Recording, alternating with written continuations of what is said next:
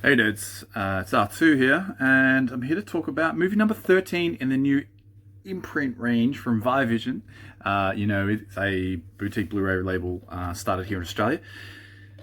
The movie is The Day of the Locust. Going off the title of this film, I thought it was going to be about a giant killer locust or a swarm of giant killer locusts. So I was a little bit disappointed to find out that it wasn't, because I didn't know anything about the film beforehand. And when we do when the pre-orders go up, I don't research the films. I just pre-order it. I just look at the titles because I'm going to pre-order it regardless. But I look at the titles and then I go, oh, cool, cool, cool. And I just thought this was going to be a killer locust film because it wasn't really the Hammer TV series aside, there wasn't really any horror sort of sci-fi collection in movie in this round. I think it's round three. I mean, maybe the Bob Hope collection. There's a Ghost Breakers thing in there. I don't know, but anyway, yeah. So I thought this was a different film, but it's not. It's from 1975. It's set in the 1930s, and it starts out. It's set in 1930 Hollywood, and it starts out sort of showing this young guy. He's an artist or something for like a production studio or a film studio. I think they said Paramount in the at the start, and he works in like the art department, and he wants to do, I don't know what the technical term is, but it's kind of like storyboarding, but before the storyboarding. So he does like shots and what the camera angles might be like, and like full color of these big productions. One of them he works on is Waterloo, so he's just trying to make it big in that area. He moves into Hollywood in this little apartment sort of complex, and he sort of falls for this Sheila here, Faye Greenaway or something, but we'll just call her Faye. He falls for Faye, and it ends up being sort of about her life and her journey, I guess, to become a famous actress, and what she does and who she becomes and who she does to get to sort of make it in the Hollywood industry. And it was very interesting at the start. I love these sort of movies where they show you what it was like in the 30s, especially in Hollywood, to see what it was like to make the movies like that they did and how they did it. And it gives you a glimpse, because it's not so much about that, but it gives you a glimpse about what it would be like. And it makes me wish that I could go back in time and be around there. And then when the end of this movie happened, I'm glad that I live in the day that I live, because fuck me, this movie took a turn.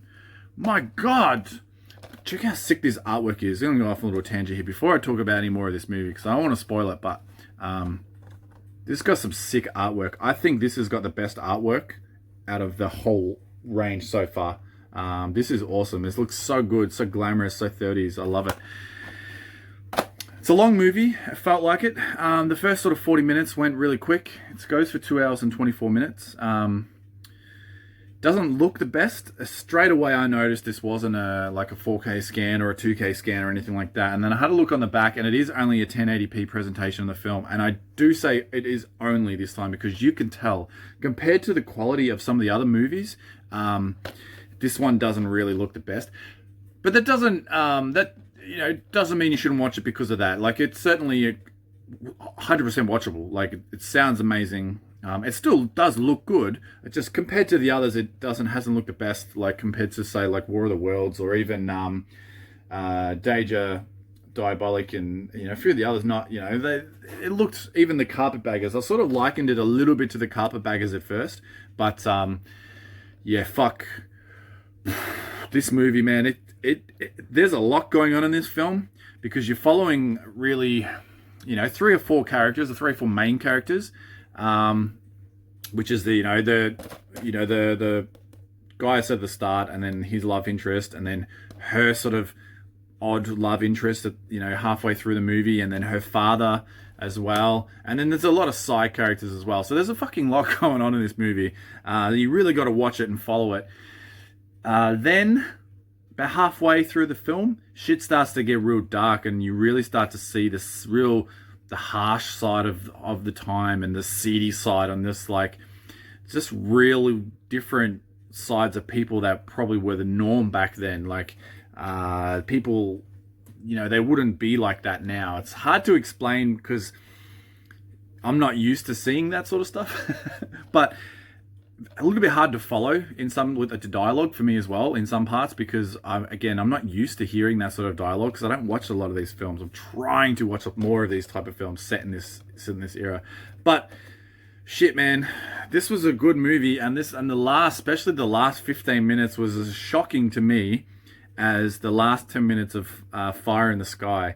And holy shit, if you've seen this movie, you know exactly what I'm talking about. I don't want to say too much. There was something I was going to say, but then if I said that, it sort of ruins the ending of the film. But it's worth it just for the ending, really. Like, it goes to another level. Really goes to another level.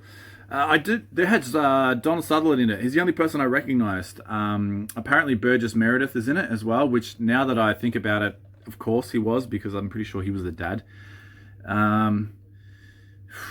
Yeah, this such an interesting choice.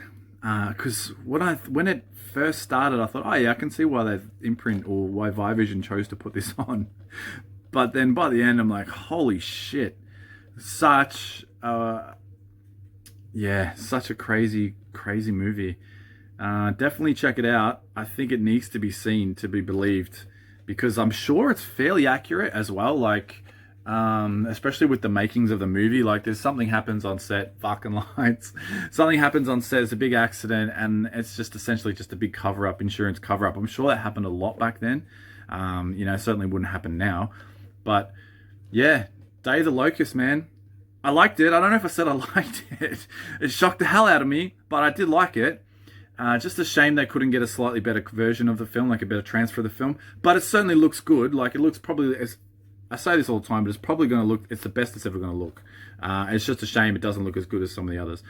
Day of the Locust, movie number 13. Check this one out, guys. It's a fucking, it's very intense in some parts, very intense.